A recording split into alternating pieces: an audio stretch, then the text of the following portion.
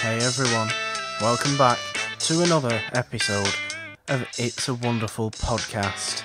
We're back this week with, I would say, a more traditional old Hollywood movie. Nolan, would you agree with that statement? Well, I think the cast was majority white, so yes. Yes, that is true. Anyway, guys, I am one of your hosts, Morgan Robinson. With me, as always, is Nolan Dean. Nolan, is it as cold in Glasgow as it is in Manchester? I would put a bet on it being colder. Colder? Wow. I don't think I could survive. I walked outside to go get breakfast from the local market, and when I came back, I was freezing.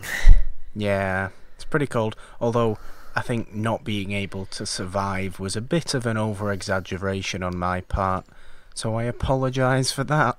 Today we're talking about a group of people who did not mind the cold in the slightest way. We are talking about the 1958 adventure epic, The Vikings. Funnily enough, about Vikings. Nolan, do you like Vikings? I did enjoy studying Vikings when I was a mere 8 years old in primary school. I think I was around 8 as well. It was definitely in year 3, which is like year 7, 8, I think. Year 3 for me was Egypt. I think year 4 was Vikings. I think we did I don't know, I can't remember exactly. Definitely we did Vikings around the age of 8 though. I loved studying about Vikings. It's one of those sort of eras of English history that we don't see like too many films and stuff about. Like I know there's that Vikings TV series, which I haven't watched. I don't watch that either. Apparently it's from the people I know that do watch it, I've heard pretty, good things. I've heard there's full frontal nudity in it with like dudes. Of course there is. So wouldn't that be more of a attraction for you to watch it though? I mean, most of the stars are pretty hot, but yeah. I don't know. I usually don't watch many historical epics, but I love that your past two choices have been films that feature swashbuckling and or guys on ships. That's true, actually. I suppose I've picked 2 historical movies in a row. About seafaring men. You kind of look like a Viking. I am fairly convinced I'm descended from Vikings. Yeah, I can definitely see that. More so than like Romans or look at me. Do I look like a Roman? No. Do I look like someone from Norway? Yeah, sure, I look like someone from Norway. I'm half Italian. I could be Roman. You mind you might not be Roman. You might be like, because even like Roman people didn't necessarily look modern day Italian. If maybe I wasn't Roman, maybe I was one of those like I'm descended from one of those Timothy Chalamet Italian guys. So you're French, who plays music on the street. Yeah, you're definitely French. Though no, I really kind of like Vikings though. Their culture's really interesting, and like I said, it's not something that we tend to know as much about in films as much as Romans or Egyptians or anything like that, where we seem to know like everything about. Especially Romans, I think, get so many as well in this sort of time of Hollywood. What are the huge films you think of? Spartacus, Roman. Ben-Hur, Gladiator, biblical Roman. But yeah, Gladiator Vikings came to mind for me immediately. Romans. Gladiator's Roman. What else is Roman? Monty Python's Life of Brian is Roman. There's more Roman films than Viking films. Roman Reigns, the wrestler. Roman Reigns, the wrestler, I don't believe is Roman. Although I don't know enough about modern day WWE to dispute that potential fact. A lot of films get made across the globe, so you could say they're roaming around. Okay. Okay. Should we talk about the movie now? Yes, let's talk about the movie. The movie is simply called The Vikings. It was made in 1958 by Richard Fleischer. What a who name. did a bunch of stuff, mainly sort of adventure epics like this one. I would say like stuff like Tora, Tora, Tora, which I mean is a war film he did. He also did 20,000 Leagues Under the Sea from the 50s. But what I read about this one is that this sort of triggered a bit of a Viking movie, not boom, but like people started making a bit, extra Viking movies then, including one called Eric the Conqueror, which was directed by Mario Bava, which I found really interesting because Mario Bava did Black Sunday, and Black Sunday is one of the weirdest witchcrafty films I've ever seen, and it's great. And he's an Italian dude, so he made, Italian weird horror movies. But yeah, he did a Viking film too. I just thought that was kind of interesting that I found that out. But you said this was your first Kirk Douglas movie. Yes, and I know Kirk Douglas mainly for being the father of Michael Douglas and for being one of the world's oldest bloggers.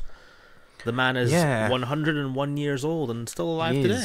Well done, Kirk Douglas. Mm-hmm. He doesn't look like he did in the 50s anymore. No, he does not. In fact, he's way past his 50s now. Yes, he is. He is. Yeah. He doesn't look like Kirk Douglas anymore. If you look at a modern day or like a present day picture of Kirk Douglas, I don't think he looks like himself. He doesn't at all.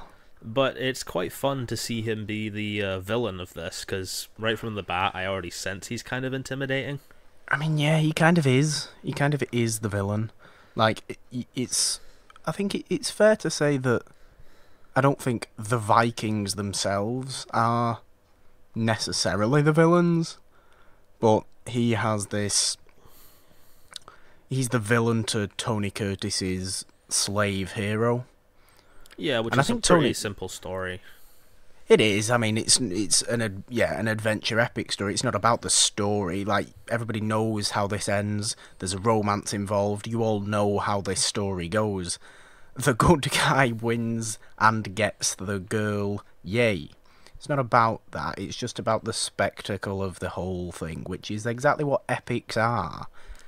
And that's this movie's strength, because the stunts, the set design, the colours is Technicolor, glorious Technicolor. I love glorious Technicolor so much. It's why I like adventure epics from the 50s. Shot really beautifully as well. Like, I believe it was all more mainly filmed on location in Norway, so very authentic. But yeah, it's a beautiful, beautiful movie, and you simply do not get movies like this today. Like, what are our versions of spectacle epics? Game of Thrones, Marvel movies. It's like comic book movies, and of course I love comic book movies as much as the next person, but they're not the same in terms of grandioseness. Is grandioseness a word? I get what you're going for. You get what I'm going for. I think it's because, and we always say this a lot, if something looks like it was there on set, it looks better than if it's been added in post. Like, yep. You might not think it looks better, but I just like that feeling better.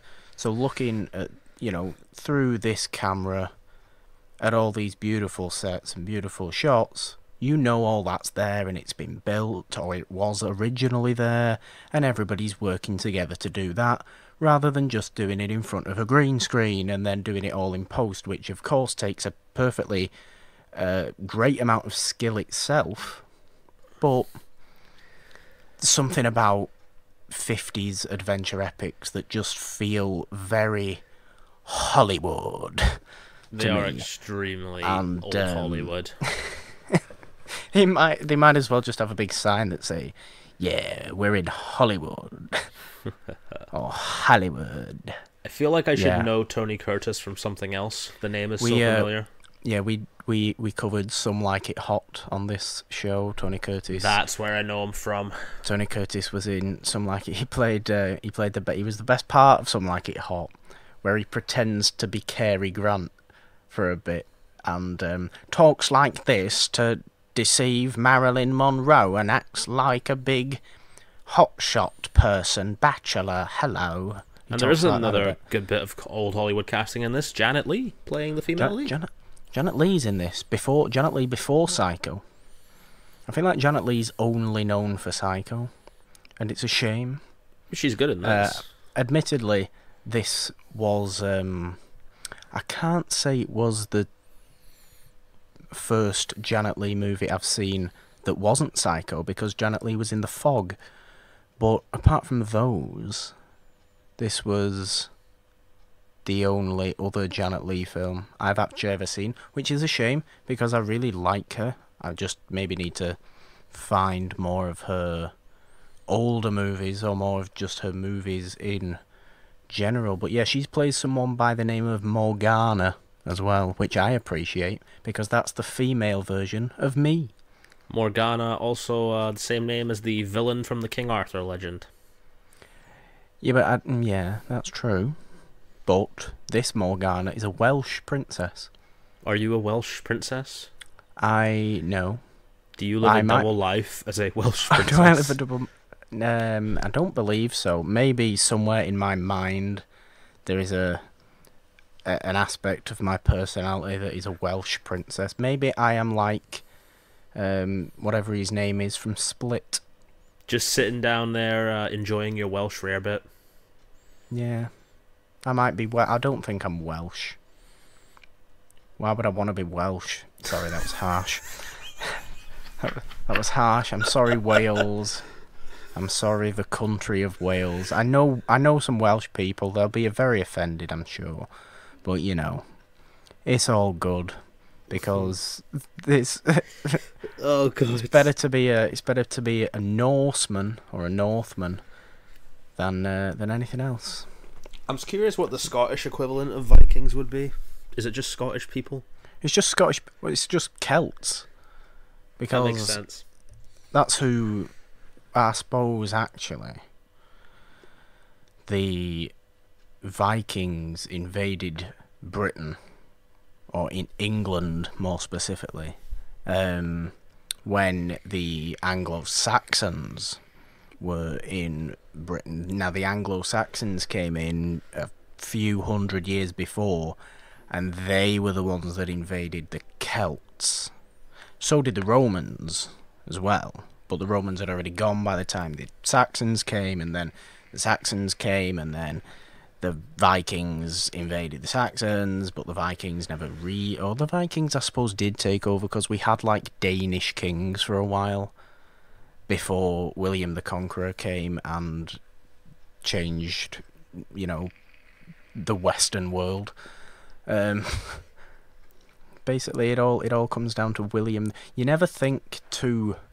There's always that 1,000-year period of like the first 1,000 years AD, where you tend to forget a lot of history because everybody just thinks, oh yeah, William the Conqueror, Battle of Hastings, 1066. That's when life began.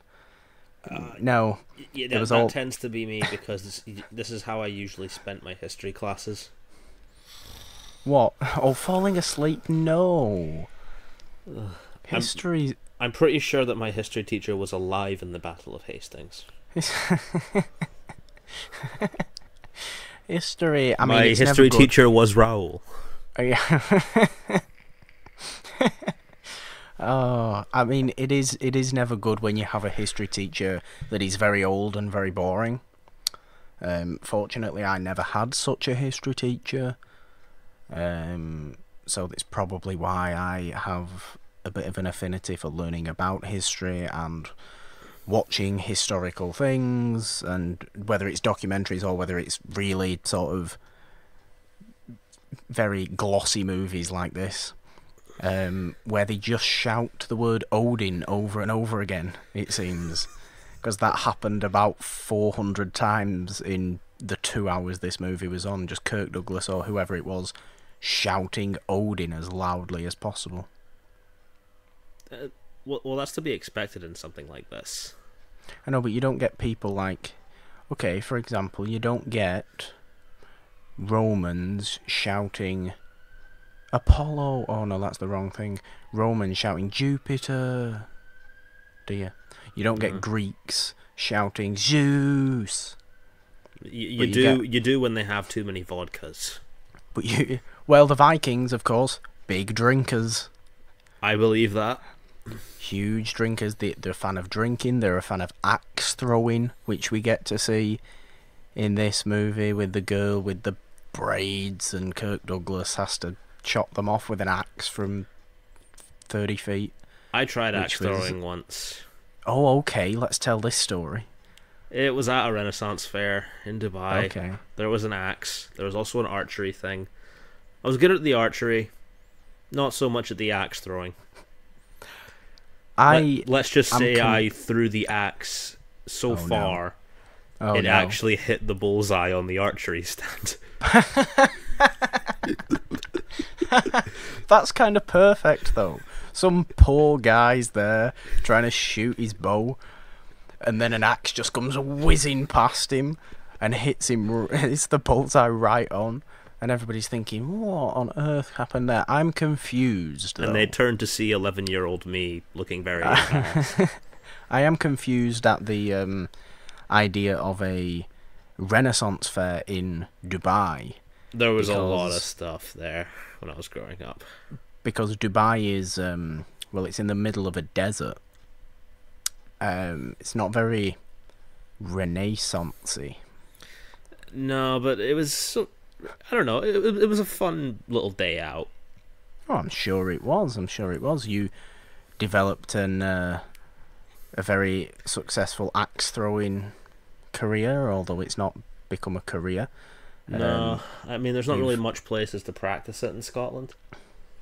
There's an axe throwing in Manchester. There's an axe throwing place in Manchester. We saw that when I was in Manchester. We did see that when you were down there. We didn't go. I wouldn't be able to throw an axe. I should do, though. You're letting your Viking heritage down. You have to do this. I don't know if I am Viking or not. Can you test that? Or is that way too far back in history? I'm pretty sure somewhere can test that. Because I feel like this kind of beard, and I mean, if you ever go to like a costume party or something, I mean, Viking. Just be a Viking. Be a Viking, you know. We actually dressed up as Vikings in primary school when we were learning about them for some sort of special Viking day. Oh, so we didn't get the Viking day, but we just made paper mache helmets. Of course, don't wear those helmets with the horns on. Inauthentic. Vikings did not wear helmets with horns on the outside. No, that was just Loki. It was, but Loki was a god and could do whatever the hell he wanted.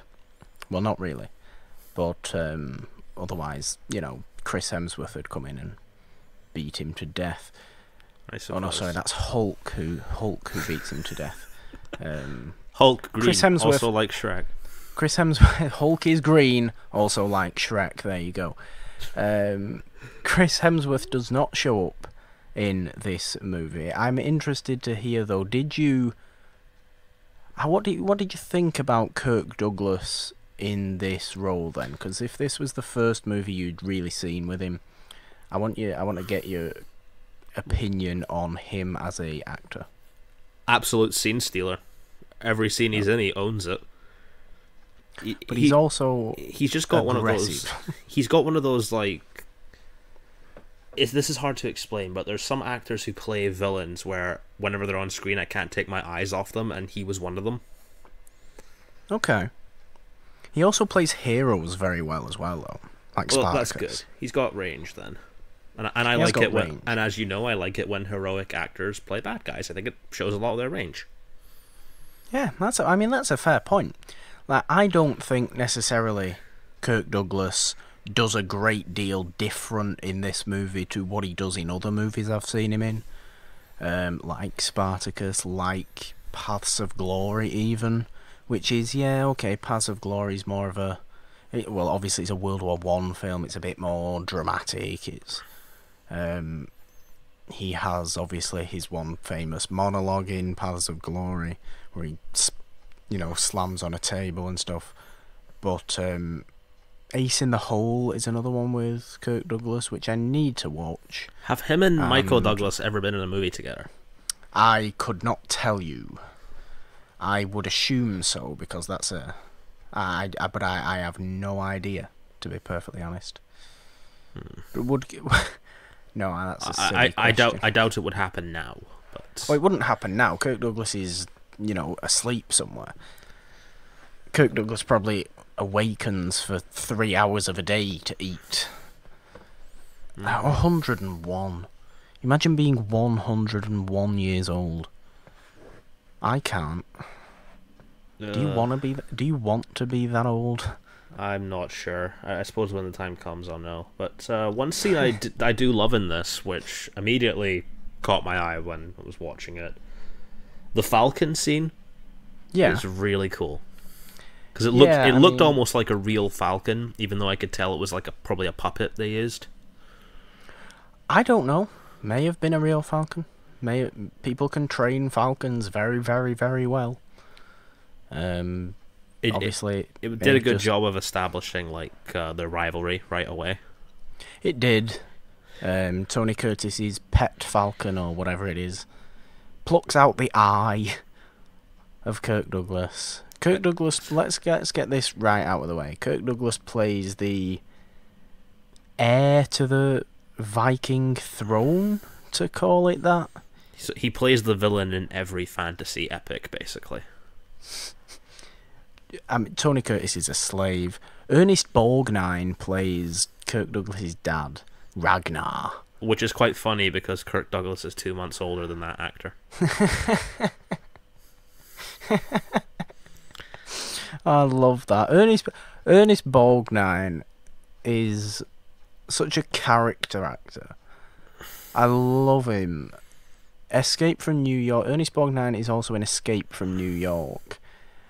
I've also seen a adaptation of All Quiet on the Western Front with Ernest Borgnine in it.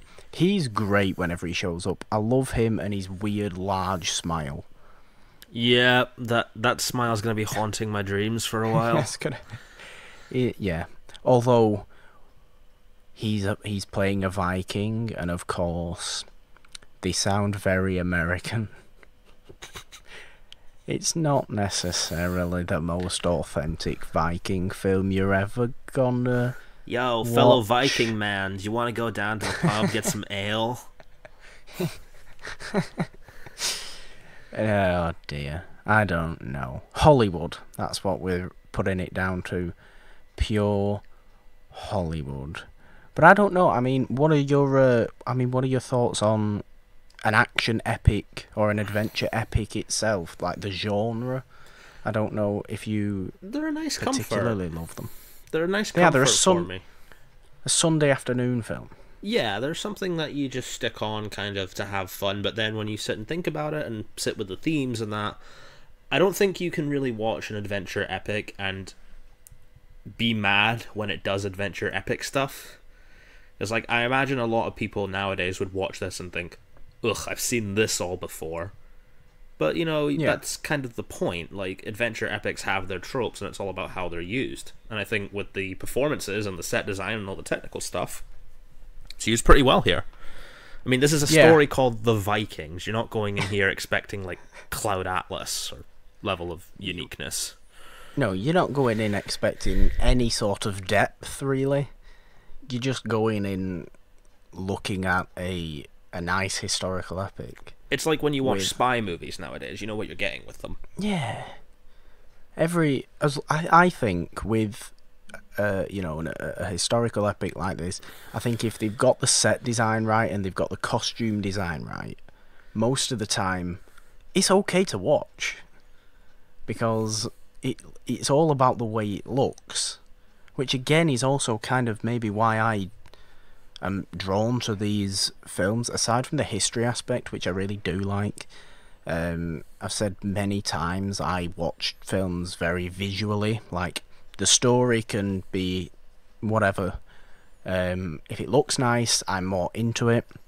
Adventure epics always look nice. Yeah. Like, really, really nice, which is why I love Technicolor as well. The costume design is great. Costume design's great. I mean, yeah, the performances. I mean, you look at the four leads you've got are Kirk Douglas, Tony Curtis, Ernest Borgnine, Janet Leigh. You're not getting bad performances here. There's something in common with every movie we've done on this show, and that's, I think they could all be adapted as theatre nowadays, and they would probably still be great. You think every single movie we've covered could be a theatre? We're on 31 now. This is our 31st episode. Yeah, I reckon they could all work as theatre productions.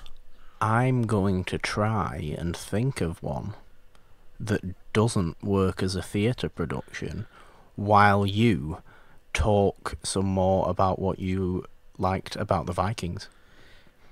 Mostly just like, when I'm watching the stunt work in this, and you sort of like, you hear everything, you hear every scream of pain, you see all the action, and you see how dedicated they are to it. Like, it actually feels like I'm watching a Viking battle most of the time, but like without the blood and the gore. The only part we see blood in is when the falcon rips the dude's eye out, and that blood is surprisingly bright for blood. Yeah, I mean, it's like it's 50s blood. It's like Hammer horror blood. Which I also really like. I love it when movie blood is way too red,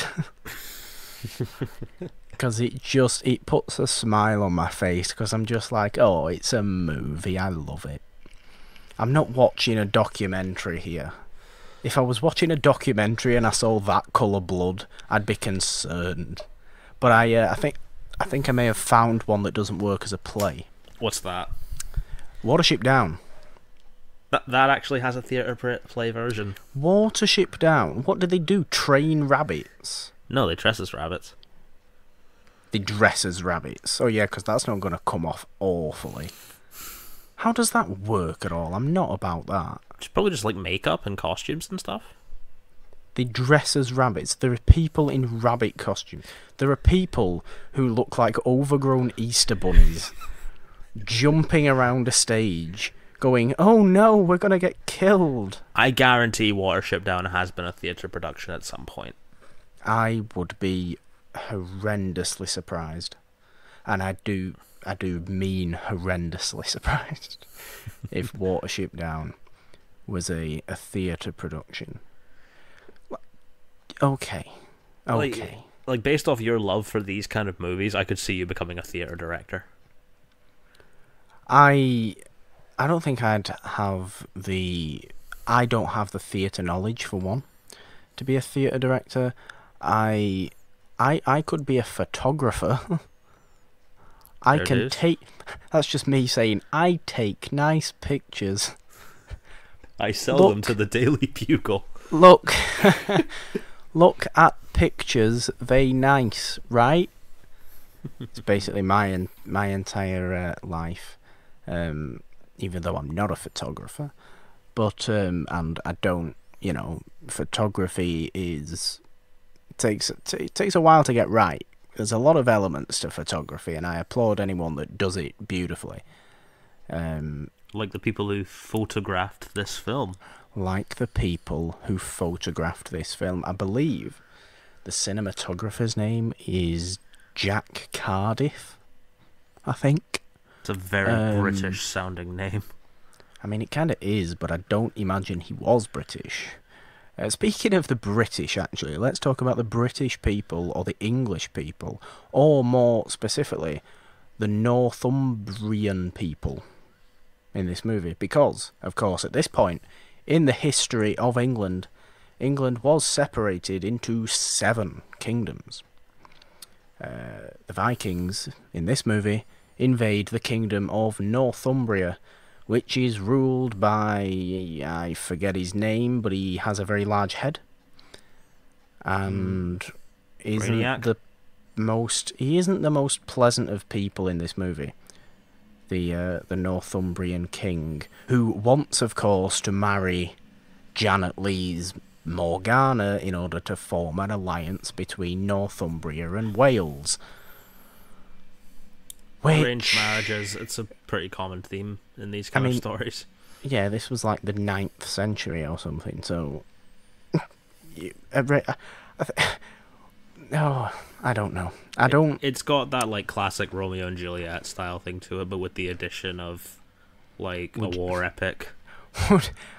Would you say that the romance between the Northumbrian king... And let's not forget, the Northumbrian king is...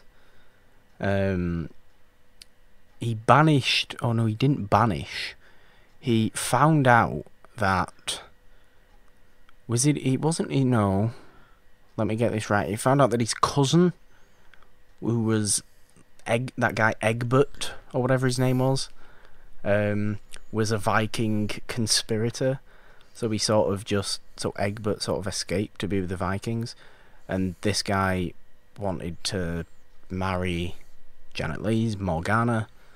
He also ends up killing Ragnar, Ernest Borgnine, throwing him to wolves. He's not a nice man. There's always that kind of scene in those movies. Like in Gladiator, you have the lions. Here you have the wolves. Yeah. I mean, in Aquaman, you probably have sharks. He also cuts Tony Curtis's hand off. Let's not forget about that. Well, you've got to have lost limbs in these kind of movies. He cuts... always... As soon as you cut a hero's hand off, he gets much better, doesn't he, Mr. Skywalker? I don't know. Who else gets their arm cut off? No one, just Tony Curtis. But yeah, he's an unpleasant dude. I don't like him. He sort of made me want to root for the Vikings. And like I said, you're not rooting against the Vikings. But I'm like, yeah, sure, Vikings, invade this man. He's unpleasant. Invade him completely. Invade him, Ragnar. Because Ragnar seems like a wonderful human being. It's a wonderful name. It's cool to say. I mean, it is, because it's a Norse name. And all Norse names are incredibly cool.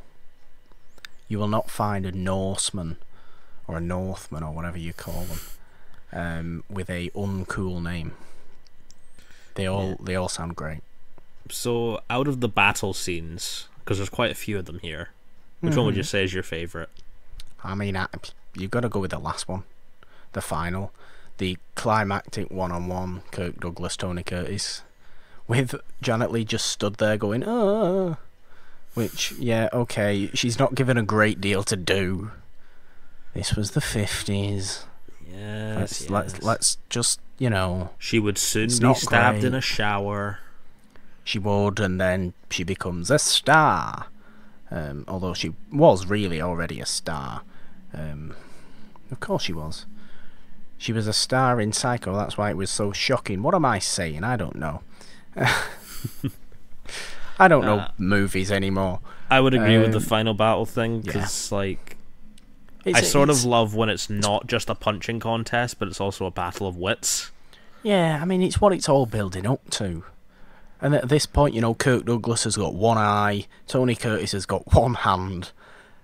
They're fighting for the love of Morgana. They're not fighting for the love of Morgan, which would be quite strange.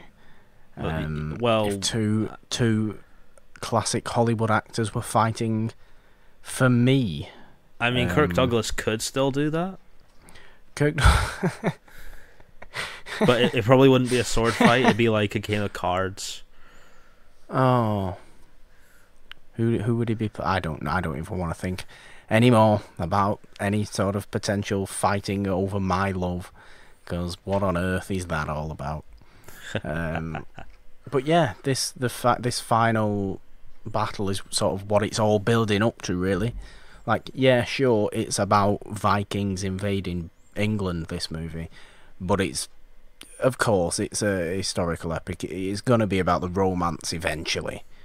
And yeah, it's whether Kirk Douglas wants to force his way into Morgana's life, or whether Tony Curtis is just like, yeah, I'm actually the one you love.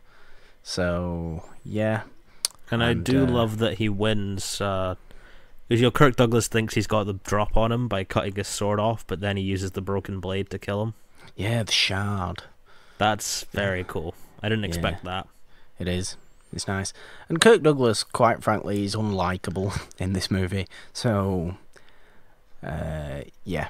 Glad to see him dead, but also very glad to see him have a Viking funeral.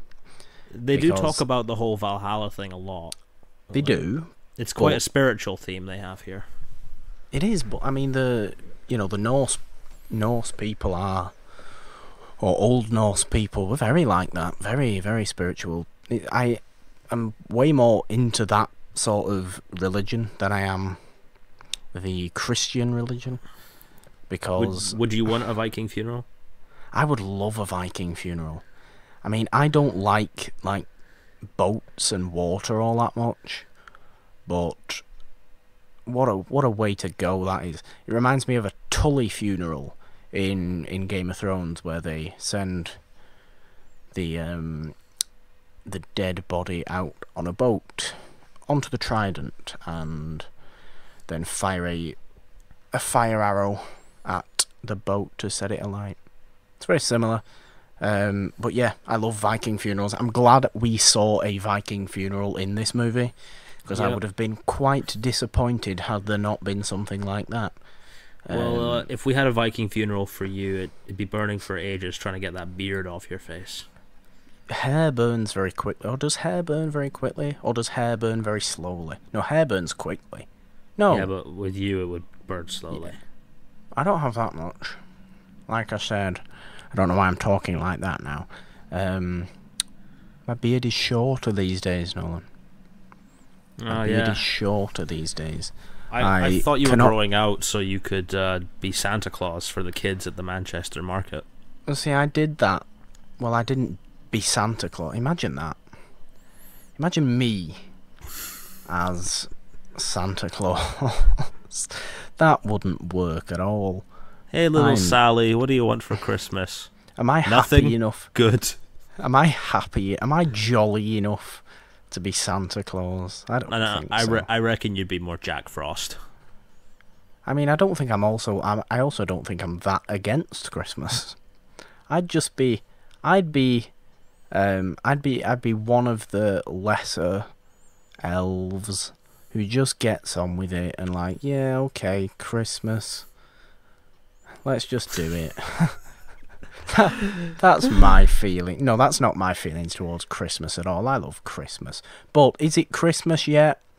I mean, in the US, of course, it's just been Thanksgiving yesterday as of this release.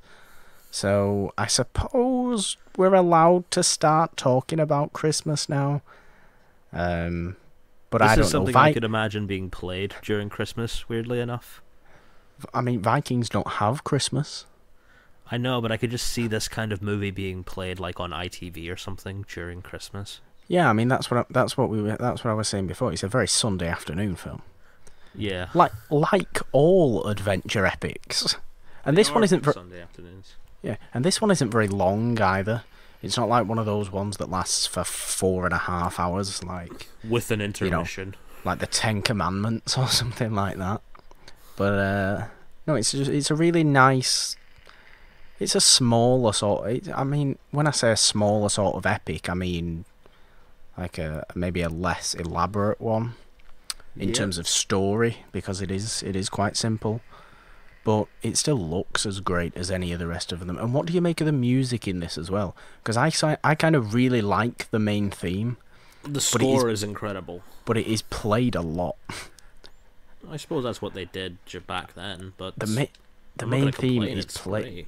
No, I'm not. I'm not complaining too much, but it is played a lot. Like at every time the Vikings show up, it's just that or whatever it goes. I forget what it goes like now, but I remember. I only watched it a few hours ago. I really did like the music in this as well. As well, I should, because I'm gonna keep using the word epic in this, and to be a good epic movie, you have to have a good score, because music works to swell up a scene. It adds so much intensity to what you're watching, and you need it for a film to work, or a film like this, definitely. Because I could imagine someone watching this and looking at the fights now and comparing it to what we get nowadays. Oh, of course. I like a lot of the choreography in this, but it does have that sort of vintage, like, theatre in the park kind of vibe to it. Theatre in the park vibe. I like that. You never had theatre in the park in Manchester? We don't have parks. That's not true. We do have parks. Theatre in the park. I don't think I've ever watched theatre in a park. Yeah, I did when I was in Dubai. There was a Midsummer Night's Dream in the park. No, I think it's too cold. I think I was just in a theatre. Where there's nice heating. You know, where theatre is supposed to be put on. In a theatre. That's where our theatre productions are. Funnily enough. No. But you know what I mean? Like, it's got that I sort do know of what you mean. guys playing in the park kind of vibe to it, but it still looks cool. No, yeah, I do know what you mean. And I love the camera in that last battle as well, because it seems to be up on that tower, looking down on them a lot, and circling round when they're on this really steep staircase. Could like be representing the Norse circle. gods looking down on them. What a lovely piece of analysis that was. I mean, there's a lot of that, to be fair. There is a lot of like, oh, it's a sign from Odin. In this movie, like whenever, so like if certain characters show up, or certain characters, because Tony Curtis, of course, is nearly drowned at the beginning as well. And that sort of, I don't know what you want to call that woman, who, I don't know, just a spiritualist woman. Possibly. Maybe the spiritual leader of that band of Vikings. I have a theory that the camera kind of represents the gods, like, in general, creating havoc and sort of like watching everyone fight for their own entertainment. I mean, that was always the case with Greece, wasn't it? Oh yeah, it's always been the case. Like, none more so than in one of our early episodes, which was Jason and the Argonauts. Oh yeah, the Greek gods love fucking with the morals. Where the Greek gods literally play a game with actual human beings. But yeah, I like that. I like the idea of that. It's not necessarily. I don't think that's necessarily what the filmmakers were going for, but I think it's a perfectly valid piece of analysis. Is that you can look at this as, yeah, Odin having a bit of fun. And yeah, he does. I mean, if you want to, he does show signs in this movie. Like I said, with the spiritual woman who helps Tony Curtis not get drowned and such things like that. There's a big. Everything really circles back to, or everything the characters do, tend to circle back to the gods, which is nice. Again, it's nice to have this culture in history, fully. I mean, not fully represented, because obviously it's fairly inauthentic, but in the same way to how the Greeks were, or the Romans were, or the Egyptians were. Like, the Vikings haven't been left out completely. And yeah, it's just nice to see, because I really like Vikings. I can see. So, is this one that you would rewatch on a Sunday afternoon? Or? I would definitely rewatch this. Absolutely, I would rewatch this, because it doesn't take any effort to watch at all. You can add it to your mountain of DVDs that you keep in your It's not a man mountain. shed. I mean, it's not a mountain. I haven't bought a new Blu-ray since, I think, The Last Jedi. Was the last... I guess I'm ahead of you in buying new Blu-rays then. Oh yeah, I mean, probably every other human being is at this point. But yeah, I would watch this again. Absolutely, I would watch this again. Just a really, effortless watch, because it's just, you know, you can't find faults with this movie. It's not one that you're necessarily watching going, oh my god, that was the best epic I've ever seen. But it's just a really pleasant movie to watch. You know exactly what you're getting with it. It delivers on that. And what more can you ask for? It's got great performances, great set design, great fights, great Technicolor, and a pretty cool score. A great beard from Tony Curtis as well, I might add. Indeed. Who, he reminded me a bit of like a younger Russell Crowe. I get that, but I also think that Tony Curtis is a much nicer person. That is probably true. Than Russell Crowe. Or was, I should say. Yeah. I don't know. So to Kirk Douglas, if you are listening to this, good job, sir. Well done, Kirk. Well done, everyone. Applause to everyone. I'm very glad that my choice for this week was not a bad movie, because I'm always fearful of that. Like, oh, let's do, you know, whenever I message you saying, yeah, let's do this week, I'm always like, I don't really know if this is, you know, wonderful or not. But this was a good movie, and I'm always glad when we get to watch a good new movie, because this show is about discovering those older movies that people may not have watched so much of, and finding out that actually there's a lot of good stuff out there, and we are only on episode 31, so imagine how many more there are. If you need something to tide you over until the final season of Game of Thrones, put this on your list. Yeah, but also Game of Thrones. If you do like Game of Thrones, maybe watch the Vikings too. Maybe watch some Viking stuff. I mean, Game of Thrones is definitely more medieval. That's another period as well. Medieval films, you get way more of them than Viking films. I think because medieval has that kind of fantasy quality to it. I mean, yeah, I guess it does. I guess there was no... Yeah, okay. That's fair. I like medieval films, though. Maybe I'll pick a medieval film soon. What old medieval film? Mind you, we had Robin Hood. That was a while ago now, though. We had the good Robin Hood film. Wait. Unlike the one that came out this weekend. Oh, God, yeah, it did, didn't it? What? Surely that's lost money. It's bad. Did you see that really movie? Bad. I was bored on Wednesday night. Oh, why didn't you go and see Fantastic Beasts again? Because my robes were at the dry cleaners. You don't have to wear your robes. Yes, I anyway, do. Oh, let's do this actually, because I feel like we spoke about the Vikings now. I feel like we've said all that needs to be said. So good movie. We both enjoyed them. Some little bits of trivia in there. And we like discovering new movies, but we also like Harry Potter. We do. And you finally saw Fantastic Beasts because it was actually released, and you didn't watch it in a preview screening ages ago. No, but I did get this. You got... Oh, is that... Oh, the script now. Mm-hmm. To completely spoil the ending of Fantastic Beasts. No, I'm not going to do that. Please read the last page of that script. No, don't do it. Don't do it. Not again. I want to see what the last thing is of it, actually. No, but what if... you see what... Read it to yourself. Do not read it out loud. I do not want to spoil the ending of Fantastic Beasts 2, The Crimes of Grindelwald for anyone. Doesn't actually have a spoiler in it. What? Yeah, the final line is the end. It does. Okay.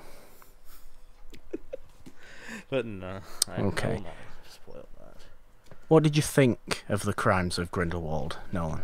Because It we had didn't. some stuff I liked, but I don't know. It felt like just a lot of information being condensed rather than a narrative. But I still like Newt. I still like Law as Dumbledore. I like the whole cast, to be honest. I really liked Jude Law as Dumbledore. Actually, I did. It was a not good surprise. I did not think I was gonna like Jude Law as Dumbledore anywhere near as much as I did. The whole Hogwarts sequence made me really happy. Perfect. I got giddy when Hogwarts showed up. And you heard that theme again? It was what was missing from the first Fantastic Beasts for me. It was what was completely missing. This one felt more true to the world. It felt more in the world. I knew more of the references that were being made, of the people that were going on. Yeah, okay, the first Fantastic Beasts is good. It's an expansion, it sends magic to the US, and that was great. I like that. What I didn't like about Fantastic Beasts 1, and I still like it, it's a good movie, was it felt too separate. This one definitely feels more we're in the world of Harry Potter. This one is definitely in the world of Harry Potter, and of course it's still got these same characters in it. Yeah, I have to stress how much we need heroes like Newt in blockbusters. Newt's a weird one though. Newt's. Yeah, I like him. I like that we can get a hero whose main strength isn't like how arrogant he is, or how dickish he is, and how he's got a heart of gold underneath. This is just like a quiet kid who loves animals and could possibly be on the spectrum. I heard Eddie Redmayne talking about that. Yeah, I've heard that. I like that. I like the fact, like you said, that he is a hero that's just a quiet dude who just happens to be involved, or happens to find himself involved because Dumbledore trusts him. Dumbledore is manipulating everybody. Dumbledore has always manipulated. Dumbledore is evil.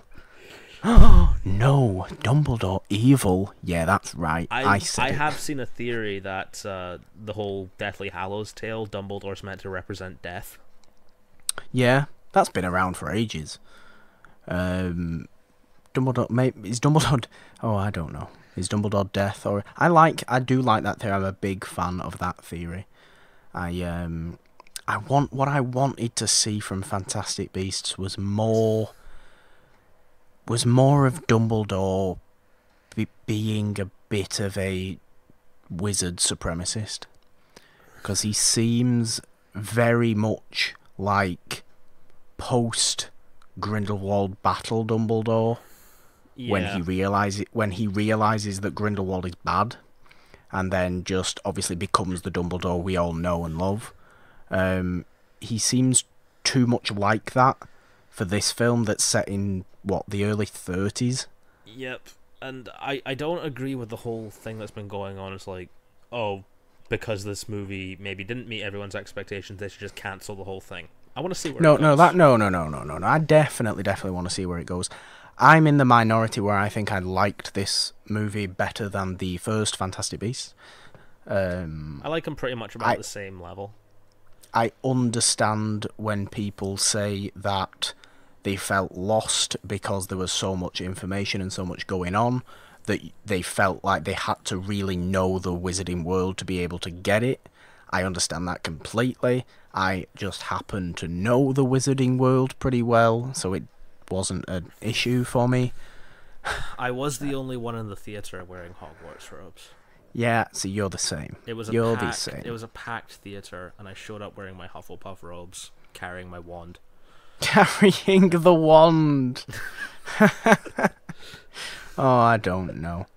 Okay. I want you to say either like it or dislike it. And I'm not going to spoil anything, but the final reveal. More curious about it, but like it. Okay. You like it. You like it, though. I utterly hate it. it's awful. Oh, it's so bad. I want to see how it pays off though, because I'm just thinking like, remember when Chamber of Secrets came out, and not a lot of people liked that as well, but then the other stories like sort of make it relevant. Obviously, I'm not going to say it didn't ruin the movie. I'm not going to that extreme. It's not going to stop me from seeing however many more Wizarding World films they make. 3 more. I know, but who knows after that? Who knows after that? I've heard random things talking about a Hogwarts Founders movie and stuff like that. You hear so much nonsense when a new franchise movie comes out. But yeah, it's not going to stop me from seeing where it goes. Hopefully, they can turn me around on it. If they can turn me around on it, I'm sure I'll enjoy it because I'll be turned around on it. Yep. That's how that sort of stuff works. But yeah, I just wanted to talk for 10 minutes about Fantastic Beasts because we're both such Wizarding World fans before we wrap up this week's episode. I don't think we've... Now, the Mustache Hall of Fame he's not had a new inductee for a long time. Yeah, it hasn't. And have we got any? I don't think we're allowed to put anyone from this film into the Mustache Hall of Fame because they all have beards. Yeah. The Mustache Hall of Fame is specifically for people with mustaches. And only mustaches. I would put Tony Curtis in this, but he has a full beard. So, I just wanted to... I think I said that about the Mustache Hall of Fame, more so for the people who do listen to realise that the Mustache Hall of Fame hasn't gone anywhere. It just so happens that we haven't had a new inductee for quite a while. Maybe next week we will. Well, I don't know. It all depends what Nolan's picking next week. Have you made a decision already? Well, there's a certain story coming out next month about a dude who lives underwater, so how do you fancy going 20,000 Leagues Under the Sea? Oh. I would rather like that. I would rather like to go 20,000 Leagues Under the Sea. I enjoyed the last weird 50s sci-fi movie you picked, which was War of the Worlds. This is completely different because obviously not aliens. Obviously, a massive octopus or squid, and a bunch of French scientists. Yay! I'm very up for that. I like that. Maybe there will be someone with a nice mustache in 20,000 Leagues Under the Sea. Presumably, we are sticking with this director's version of 20,000 Leagues Under the Sea. Yes, we are. So yeah, that's what we'll be doing next week then, guys, for episode 32. This has been number 31, and there is no significance to the numbers 31 or 32, not like last week, which was a nice round 30. Yeah, guys, I was going to say, guys, thank you for listening then, but I realised, Nolan, you haven't told the people what you're doing yet. What I'm doing... What's happening? What's been going on? I was skipping ahead and I shouldn't have been doing. Well, I've been spending the last week listening to TED Talks on social media for book research, and my mind has been blown several times. Okay. And someone from the Movie Talk by Movie Fans fandom, Mr. I hope I'm saying his name right, Matwi Chinkwi, is coming to stay at my place this weekend. That's a difficult name. I've done some podcast stuff with him in the past, and he's in Glasgow, so I said he could crash at my place.